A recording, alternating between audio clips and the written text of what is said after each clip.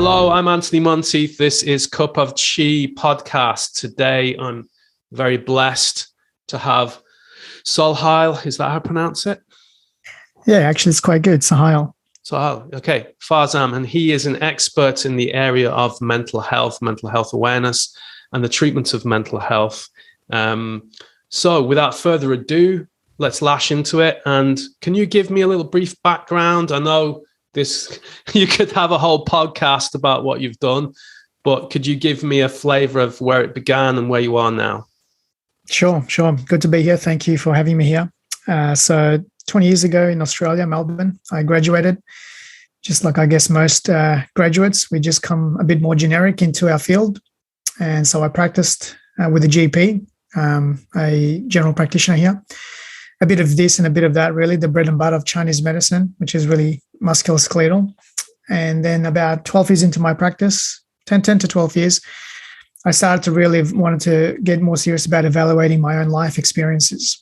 Had a lot of relationship breakdowns, challenges with certain people and so on. And I wanted to learn more about that. And also I wanted to get better at my business, like just running the business. And I noticed the link between running the business, but also some of the challenges I was running through myself. And that was personal cultivation and leadership. And so I got really into understanding the concept of emotions. And what's interesting is 12 years into my practice, I went back to square one, which is one of the first things we learned in our university studies, coming back from one of the chapters in our books, Neijing, talking about all treatments should be grounded in the rooting of the spirit. I thought, oh my God, I learned this sort of in the first year of my university studies, and only now I understand the importance of this. And so I went back to study the basics of TCM psychology, and then I started to get more into human behavior, psychological studies, history of psychiatry even. I went that deep into that. And then I started to attract clients with anxiety and depression, and then that was it. So I started to get really into the study of it. And in business, we say inch wide, mile deep. So I really wanted to stay there and then go deep. Yeah. Wow. That sounds like, so the flavor I'm getting here is you have a good grounding in Western science as well as Oriental. And I think, my experience of traveling around China is there's not always a deep dive into the emotions. And whenever I got, sort of cornered a teacher and would like push him, he'd be like, we can't talk about that here, and would be very dismissive. But really, when we look at the stuff that predates TCM, it does talk about, almost celestial energies, the spirit, and I know my teacher passed away in 2015, and he was from the Jade sect, and he was sort of a secret Taoist. So he's a Taoist, but he wasn't allowed to be sort of pointed out as a Taoist. So he's quite cleverly got himself cremated in a Buddhist temple.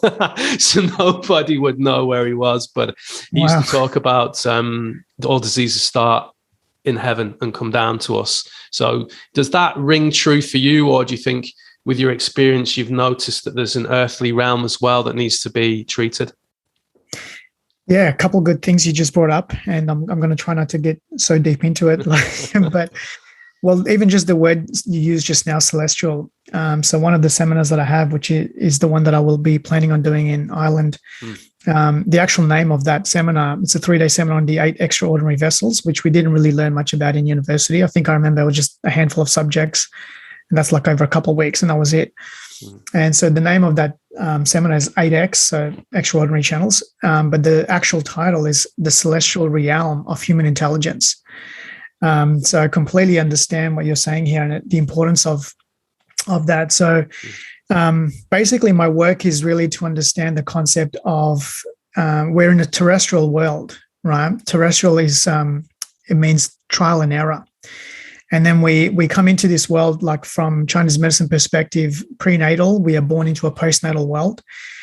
And then really the purpose of our life is to reach back into that unity of that prenatal awareness. So in my terms, it's prenatal conscious awareness, which is back into that celestial being. Now, the trick is many people have this concept that the whole thing of celestial is something out there, something that I can do maybe post-life, something that is so away from me and out of reach from this world that I need to, be some sort of 20, 30-year-old veteran monk or doing meditation for 25, 50 years. No, the celestial is available to us. The unification of celestial and terrestrial really is what cultivates man, humanity. So in Chinese medicine, we have the three concepts: heaven, earth, but heaven is yang, earth is yin. But there is no such thing as just heaven, yang, and there's no such thing as just earth, yin. So the interplay, which is the fundamental laws of yin and yang, create man. So we are essentially between celestial and terrestrial. So I completely agree with what you're saying, that yes, there's an interplay between heavenly deeds and mandates, which in Chinese medicine we talk sometimes about destiny, but we're on earth. So we are cultivating and trying to seek that unity, because the concept of heaven is oneness. And we're in a dual world. And we it's not like we want to evade or deny that. We just want to find the neutrality of it. Mm-hmm. Very good. Yeah, finding that center line, isn't it? Finding that. I mean, there's an awful lot of more of my students, they want to become more spiritually aware and they want to go out that way. And I said, you can't go that high unless you're grounded. So you have to get grounded first before you can ascend. And it's that, that duality that we are experiencing. And I do think, looking at some of the books I've written, we are going through a transformation right now, right? So this idea of, despite everything that we've been through and what we're going through and all this kind of misinformation and all that sort of stuff, we're actually in some way, we're becoming more focused on ourselves. We're becoming more inward, and we're being forced to do that. We're being forced to question and evaluate. And I do think for some people, and I see this in Ireland, we're having mental health issues, big mental health issues. Ireland is renowned for its culture, its literature, its music, its community, knowing everybody in the local community, knowing what everybody's up to. And when we get hit with a suicide or something awful, it can devastate the area, and it is in some way, it's a very sad part of life. I know there are some cultures that revere suicide. It's a way of getting off the planet and getting off the merry-go-round. But here I'm seeing, since what's this last 2 years and the chaos that's been going on, is it's affecting everybody, not just certain demographics. Everyone is getting affected. And whether it's a roller coaster sort of effect, whether up and down in their emotions, or whether it's just literally a steep decline and then wanting to check out. And I know in Australia, you guys have had some very strict policies, enforcements, and I'm sure that's brought its own issues. So how can we move forward? I notice now you can travel more and do more. So what's the plan? What are you going to bring to Ireland? We need to get these acupuncturists on board. We need to see them out there. Like, we are the future in a way. We're offering medicine without a medicine, if that makes sense. So there's no actual ingestion of anything. It's realignment. And that's the kind of message I'm getting from you. But what is it you want to bring in these 3 days? Because this is going to be a key end to the year for us. So what can we expect? Yeah, again, I think you've said touched on some pretty good points. I'll just step back a little bit from when you first started this particular statement about really going inward, right? You're saying there's a transformation. And that's really the bottom of what I do. So what I noticed is actually a quarter of my clientele in my clinics, I'm still a clinician, I'm not just a speaker. A quarter of my clientele is actually practitioners. And what I learned from that is, one, they speak my language, so it's easier to communicate and I understand what they're saying. But two, I get to really, really understand what went wrong in their healing journey. And one of the things that I found is what you just said now about going inward. So, many people try to avoid that. In fact, the word meditate, I normally say the word meditate means to bring to awareness. And so while most people are trying to meditate for whatever reason, unfortunately, from my observation, is people are meditating to avoid awareness, which is avoiding themselves, rather than trying to become aware of awareness, which is themselves. Yeah. So that's number one. People are trying to evade themselves. And Carl Jung said, enlightenment is not imagining figures of light. It's about going into the darkness and bringing light to your own darkness, to own your shadows. And so the first thing is to really understand the self. And the pandemic over the last 2 years, all over the world, Victoria, where I am in Australia, is actually, I think, has the world record of like the longest lockdowns, right? And the most enforcement of mandates and all this kind of stuff. Sure. And a couple of things happened in the pandemic. I obviously attracted clients who are getting anxiety because of isolation and being alone. And the same clients, now that we're opening up, we literally opened up about a week and a half, 2 weeks ago. The same clients who came in for, feeling isolated and withdrawn are now having anxiety about going back into normality. So people have this sense of what you said, volatilities, right? Every time you have emotional volatilities, there's vulnerabilities. And I'm not talking about the healthy state of vulnerability. I'm talking about that up and down roller coaster, like you said. So the first thing is to get grounded in the self, right? And is to really own your own traits. So once you get to really be grounded in who you are, only then, like you said, you can maximize that. So there's a statement that one of my mentors said, when your inner world is greater than the outer world, you become a master of your inner world and therefore the outer world. But when your outer world is more louder than your internal world, you become enslaved by the outer world. So you got to really go in self first. Now, coming back to that second part of your question about what do I want to bring and what's happening in the world and things of this nature. Well, I would really like to help people understand that there's a greater purpose behind some of the world's events. And when we lose track and sight of what's happening and we lose control, Viktor Frankl, the author of Man's Search for Meaning, who was in the Holocaust and he survived that, he was a psychiatrist. He said, when you're faced with something that you can't control, you can no longer control, I'm paraphrasing a bit. He said, then the only thing you can control is basically your attitude towards that event. And William James, father of modern day psychology, said the same thing. He said, human beings, one of the most powerful, beautiful gifts to have is their ability to control their mind towards an event. And so even though there are, reinforcements, enforcements, and mandates, it really comes down to your priorities and values. I mean, if it comes down to some of the mandates that's happening in the world, like, people being pushed to do vaccines, otherwise you lose your job and, things like that.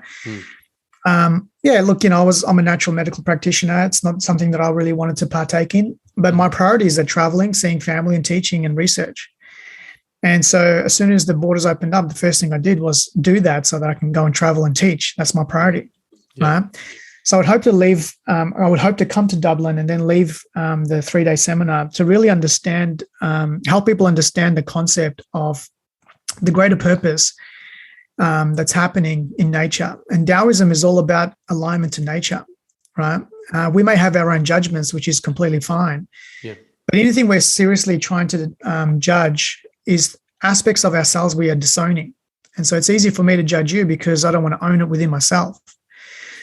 And it might sound a little bit esoteric, but the whole thing of what I do is to bring people to a state of complete unity, which is love, true love, not animal love, true love. Yeah.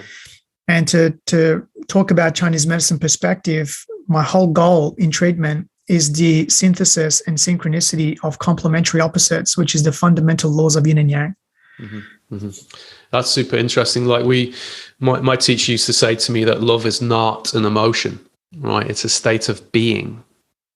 So we're always being love, and we get drawn to the love hearts and Valentine's Day and the chocolates and all this kind of romance. And then you said a lot of the time when you think you're in love with someone, it can be infatuation and desire and animal lust, and confusing that with this idea that eventually you marry this person and you realize that they leave their socks on the floor and that they have all these silly little idiosyncrasies which don't really matter but could annoy you. And then does that change the way you perceive them, and do you still love them? And he used to say, like, watch for that. And he always used to say to me, don't marry a Chinese woman, whatever you do.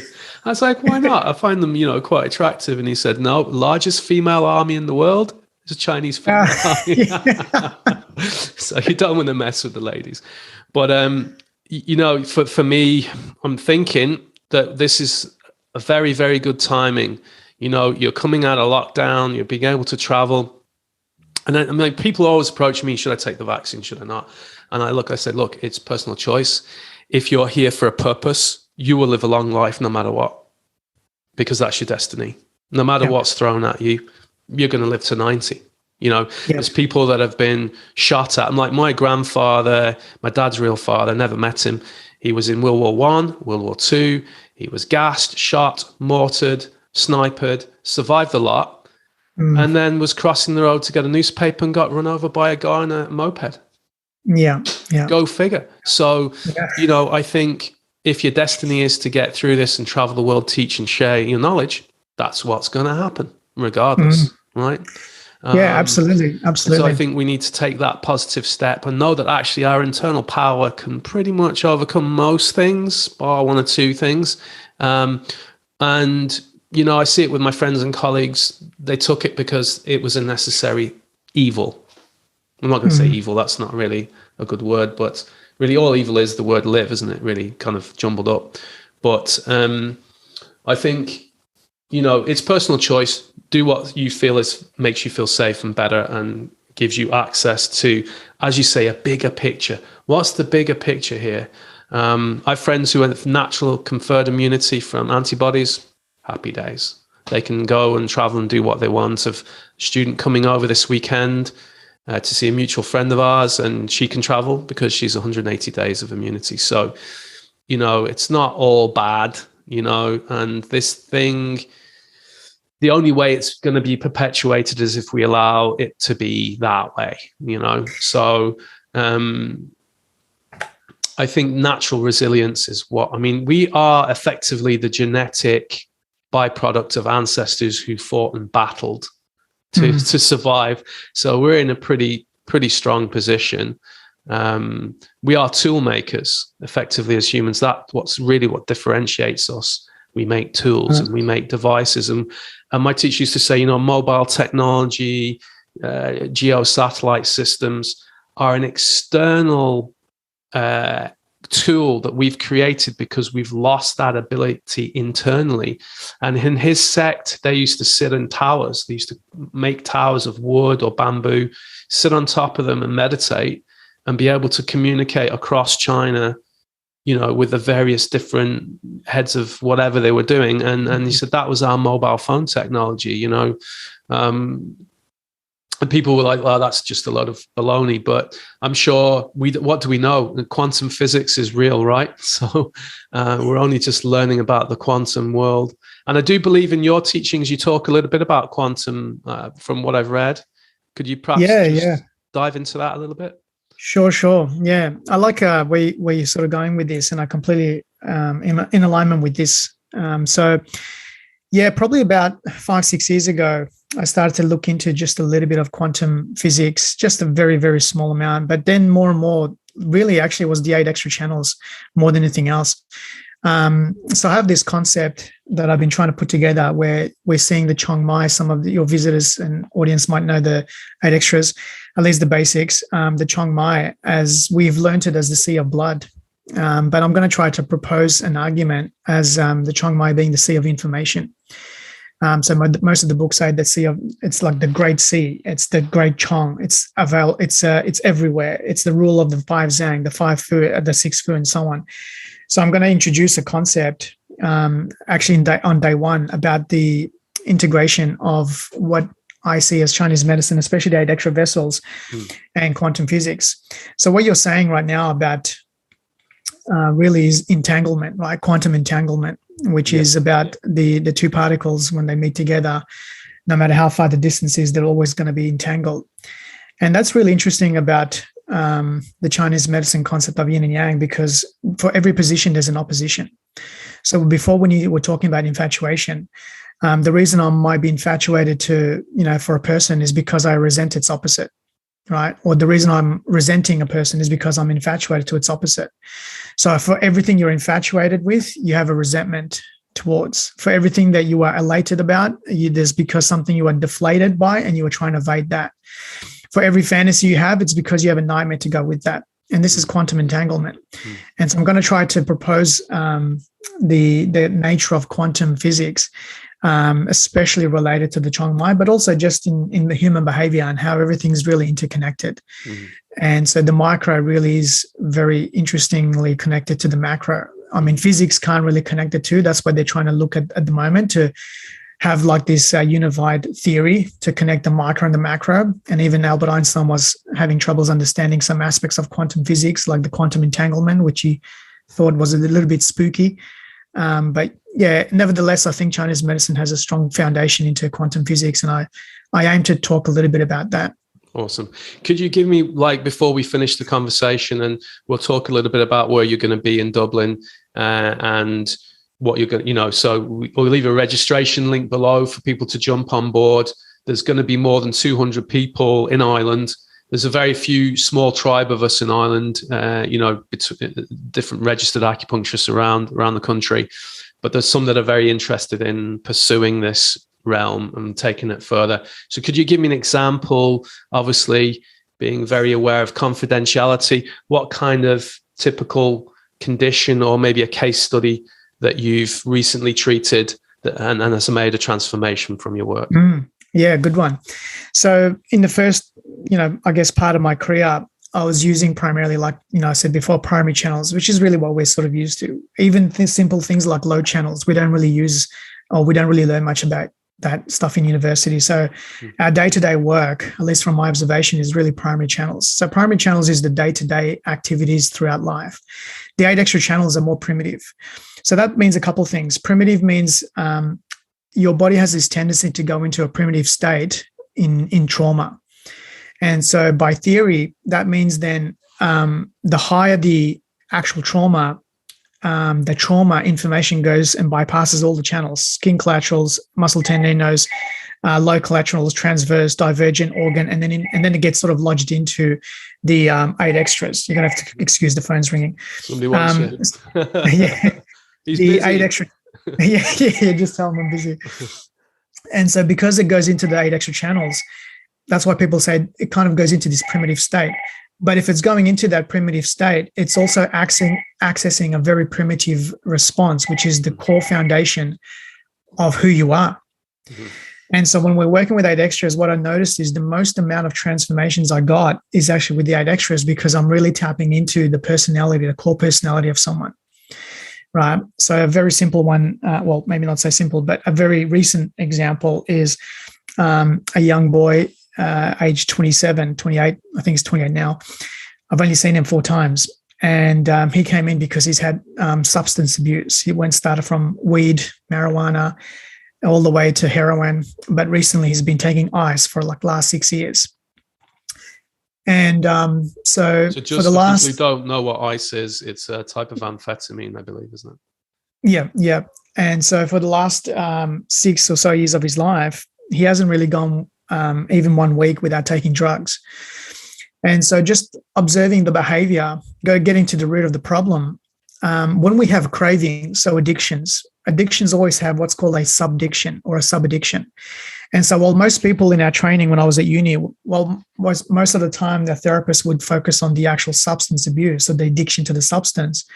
It's pointless looking at that, because addictions have a subaddiction, which is connected to a void. And the void is something that you perceive is missing in you. And so this young boy, had something he perceived that was missing. And if we're relating this to the 8 extra channels, for example, the do basically means, the translation is to lead, to supervise, to govern. And his father was compromised in so as that he didn't have much of a voice growing up.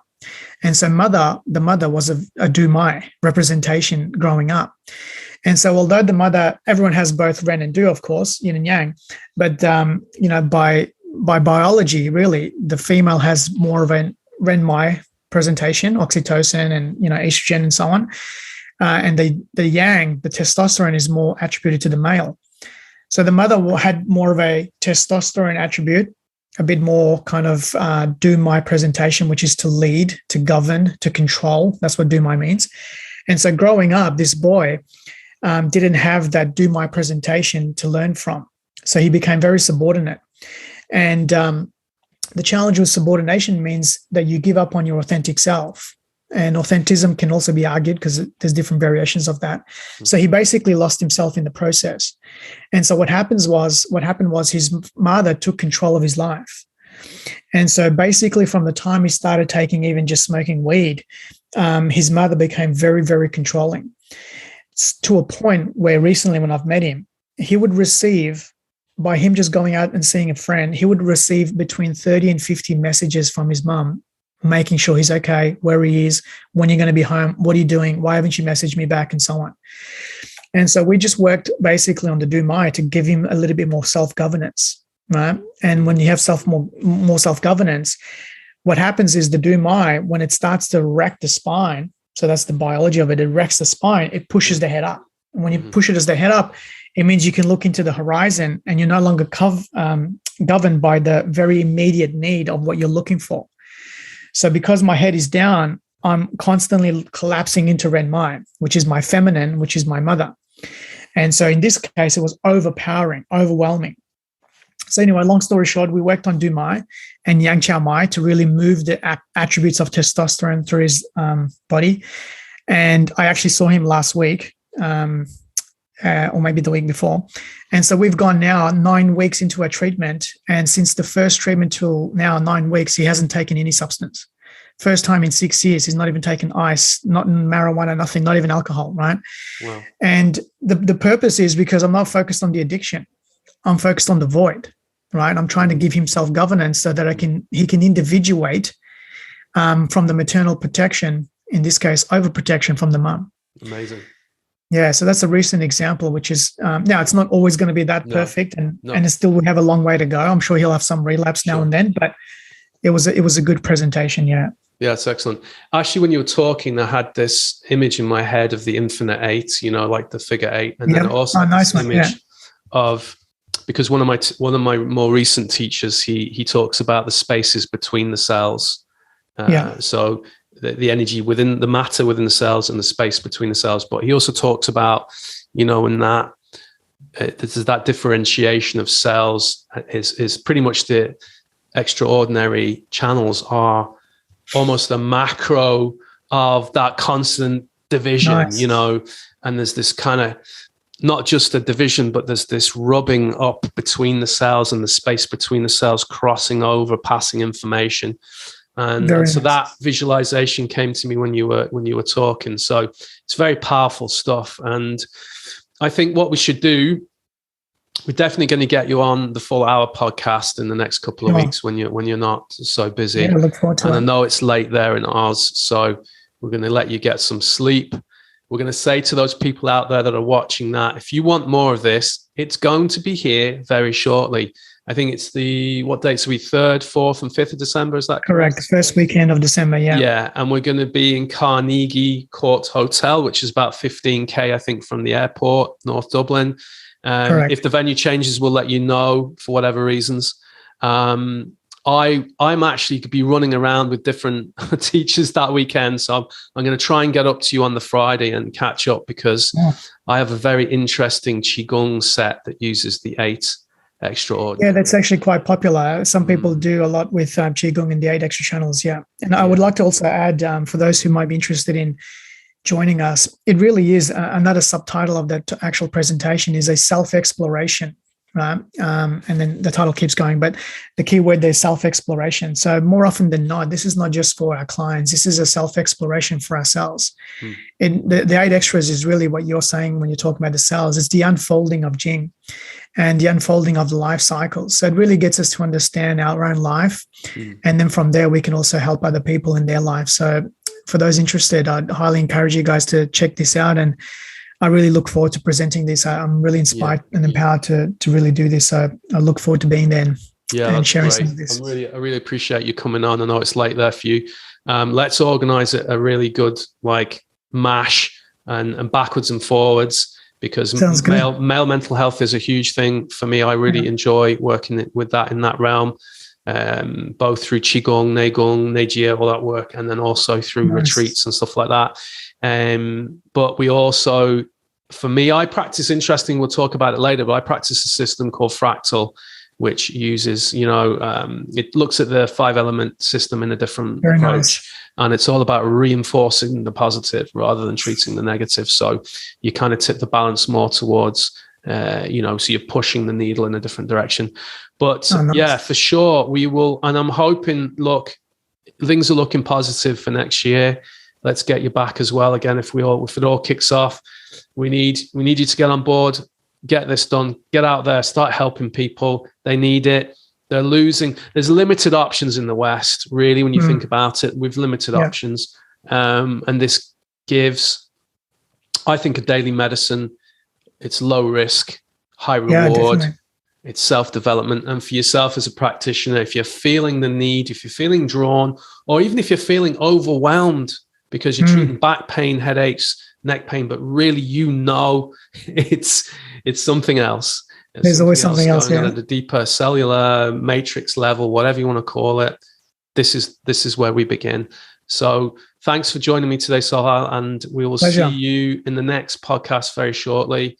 Thanks for watching, everyone. Thumbs up, and look at the links below.